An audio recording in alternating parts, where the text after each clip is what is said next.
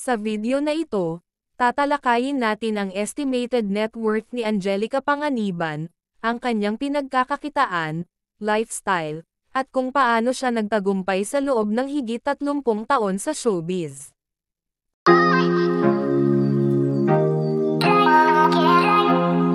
Si Angelica Jane David Charlson o mas kilala natin bilang Angelica Panganiban, ay nagsimula bilang child star noong 1990s. Bata pa lang siya, ipinakita na niya ang husay sa pag-arte mula drama, comedy, horror, hanggang romance. Over 30 years na siya sa industriya, kaya naman hindi nakapagtataka na isa siya sa mga pinakakilalang mukha sa showbiz. Pero ang tanong ng marami, gaano na nga ba kayaman si Angelica Panganiban? Based on industry estimates at earning capacity ng top actresses sa Pilipinas, ang estimated net worth ni Angelica ay nasa hanggang 100 na milyong piso o higit pa. Importante lang tandaan na estimate po ito, dahil wala naman siyang official public financial report.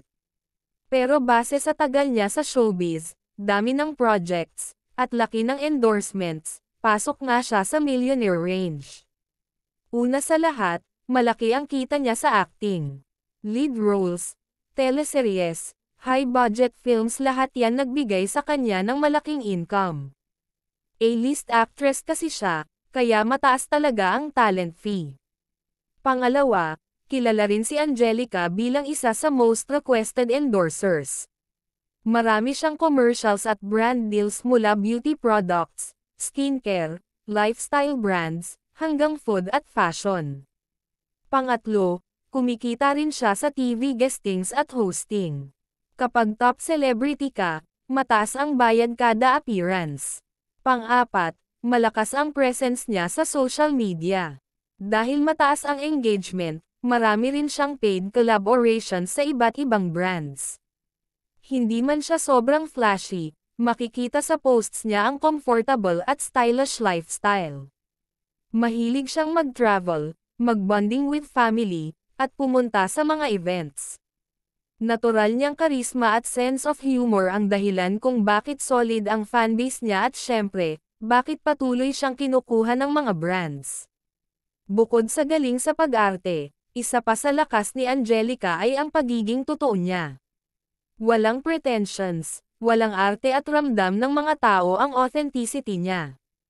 Kaya tumatagal ang career niya, at patuloy siyang pinagkakatiwalaan ng mga directors, producers, at advertisers. Ito ay net worth lamang ni Angelica, hindi pa kasali ang net worth ng asawa nito na si Greg Homan. Si Greg ay isang matagumpay na negosyante. Sa video na ito, titingnan natin ang buong kwento ni Greg Homan, kung sino siya, ano ang negosyo niya, pati na rin ang kanyang tinatayang net worth. Ang asawa ni Angelica Panganiban ay si Greg Homan, isang businessman at entrepreneur na hindi gaya ng ibang mga artista sa showbiz. Siya ang napang-asawa ng aktres noong December 31, 2023 sa isang intimate wedding sa Los Angeles, California. Ipinanganak si Greg sa isang pamilya na may background sa business at tourism.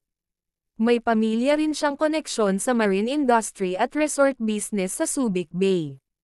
Si Greg ay kilala bilang isang matatag na businessman na may focus sa marine at tourism-related businesses.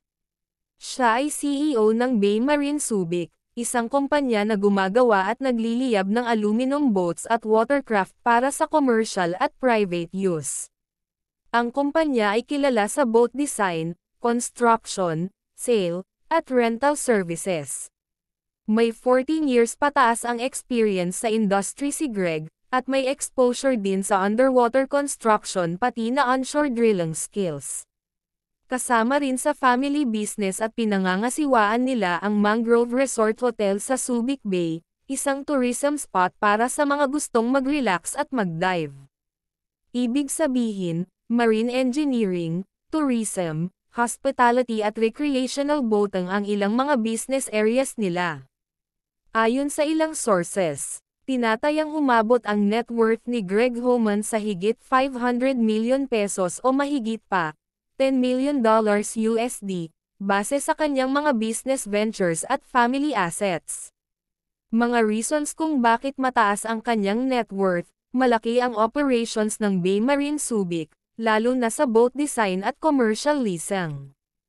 Parte rin siya ng tourism business dahil sa mangrove resort sa Subic. Pangnegosyo na hindi basta showbiz ang peg, mas malalim sa real-world business. Angelica at Greg ay naging magkasintahan bago sila ikasal. May anak silang babae na si Amila Sabine, Bean Homan, ipinanganak noong September 2022. Sa ngayon ay tuloy ang kanilang buhay sa pagitan ng Manila at Subic para makatulong ang asawa sa pamilya habang ina-adjust ni Angelica ang kanyang career at pagiging mama.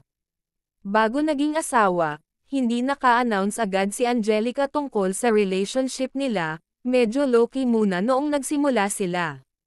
Si Angelica ay nag-break sa pelikula ng ilang taon, upang tutukan ang pamilya, at may negotiation sila ni Greg kung paano nababalanse ang career at pamilya.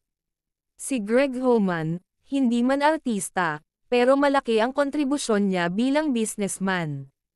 May marine engineering at tourism businesses siya na nagbibigay sa kanya ng malaking net worth.